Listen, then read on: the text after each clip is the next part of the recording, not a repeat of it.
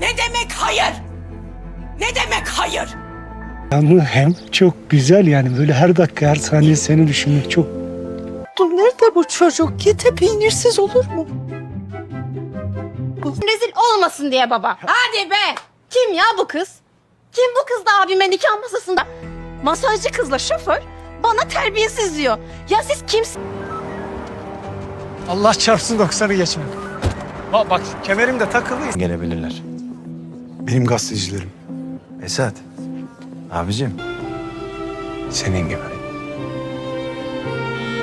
Yollayayım dedim. Hikmet Hanım'la ne oldu, ne bitti onları da çok merak ediyorum. Döndüğümüzde konuşuruz. Evet ediyorum. Sizler de tanıklık ediyor musunuz? Evet.